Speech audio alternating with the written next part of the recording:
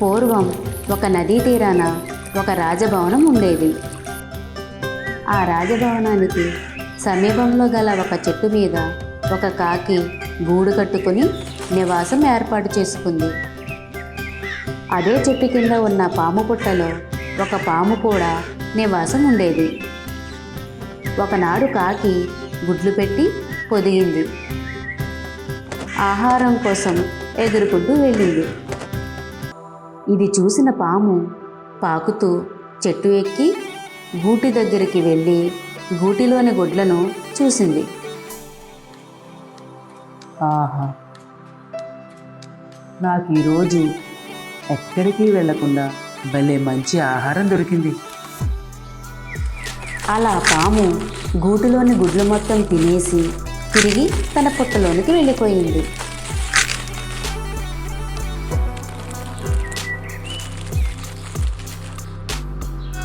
పాపం కాకి సాయంత్రం తన గూటికి వచ్చి చూసేసరికి గుడ్లు లేవు.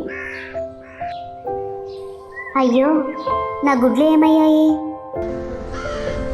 అంటూ పాపం ఏడుస్తూ ఉండిపోయింది. కొన్నాళ్లకు కాకి మళ్ళీ గుడ్లు పెట్టి పొదిగింది. ఎప్పటిలాగానే ఆ రోజు కూడా కాకి ఆహారం కోసం ఎగురుకుంటూ వెళ్ళిపోయింది. మళ్ళీ పాము చెట్టు ఎక్కి గుడ్లను తింటూ ఉంటుంది. కాకి తిరిగి వస్తూ గుడ్లను తింటున్న పామును చూసింది.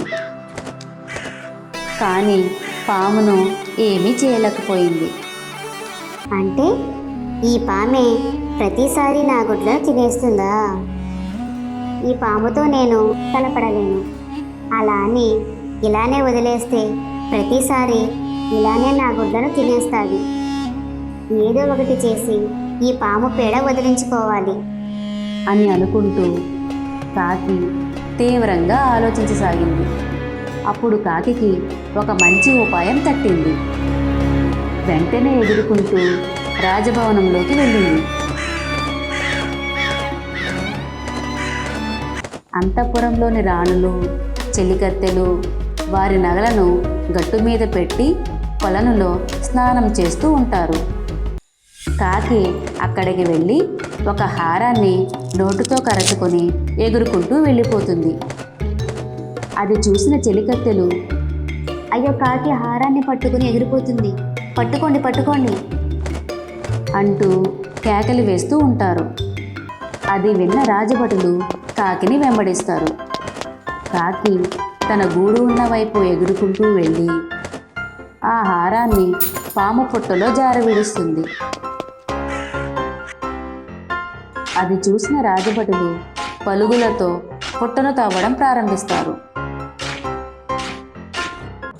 వెంటనే పాము బుస్మంటూ బుసలు కొడుతూ కోపంగా బయటకు వస్తుంది. పామును చూసిన రాజభటులు పలుగులతో కొట్టి చంపేస్తారు. పుట్టను ఇంకా తవ్వగా వారికి హారం కనిపిస్తుంది. అది తీసుకుని భటులు వెళ్ళిపోతారు. చెట్టుపై నుండి ఇదంతా చూస్తున్న కాకి పాము చనిపోవడం చూసి చాలా సంతోషిస్తుంది. అమ్మయ్య, పాము పేడ విరగడయ్యింది. ఇక నా గుడ్లకు ఎటువంటి హాని ఉండదు.